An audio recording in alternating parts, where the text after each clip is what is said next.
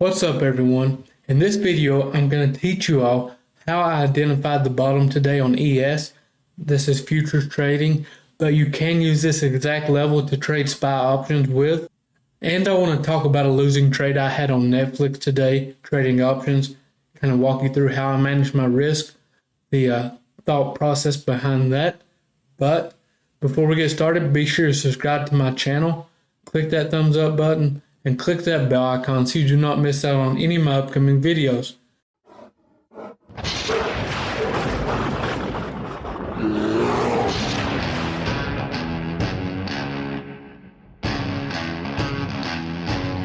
Let's get right into this.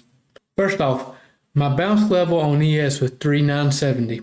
Now let me tell you how I found that level. I'm going to keep this short and simple. It was a support on the hourly time frame. It was also a resistance level that we struggled to break pre-market, and when we did, we had a nice move up. So what I was looking for my entry to have the proper risk to reward was a pullback down to what used to be resistance, now turns into newfound support. So that's what I was looking for. It's also been a nice area of confluence in the past. Pretty simple trading, not a whole lot to this level. It was just a simple retest of that previous support.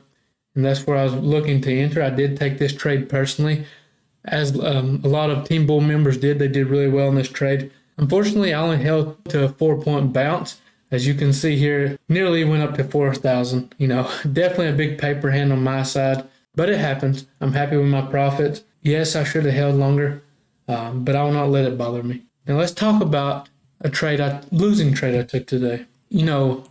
For those that follow me a lot, I talk about breakout trades being higher risk.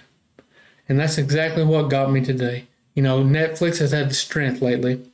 I identified plenty of room above this. We just had what you call a false breakout. It happens. Even the best traders get caught in these. That's why I recommend when you trade a breakout trade, when you're looking to take a trade above a resistance, a breakout through resistance, I recommend trading lighter size and keeping a tighter stop loss. Now let me show you all how I manage my trade, how I manage my risk on breakout trades, what keeps me making money in the long run. So we got in, the bids did get above my level. I was watching level 2. I got in, then it just stalled. My thought process, okay, we've stalled. This is likely going to turn around on us. And that's what it did. We dropped down. You say, now Grizzly, how do I know where to stop out of this trade at? Like, why don't you hold, how do you know when to sell? I keep it simple with breakout trades. And this is something I back tested, looked at, went through my trading logs. If it falls below the 9 EMA on the 5-minute time frame on the breakout trade, I'm out of it. I cut my losses and go on.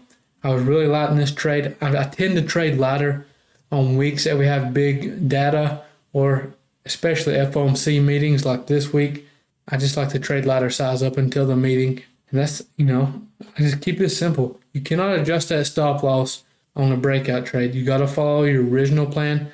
If it fails, okay, you'll live to see another day. If you move your stop loss, you may not trade another day if you blow your account. So just keep that in mind. And that's all I have for you all. I am working on a PDF that consists of my futures trading rule. I'm going to release that on Instagram for you all. It's going to be free. I'm going to post it as soon as I'm done, so be sure you're watching for that. I'll put it in my story for you to get. Appreciate you all for watching, and I will see you next time.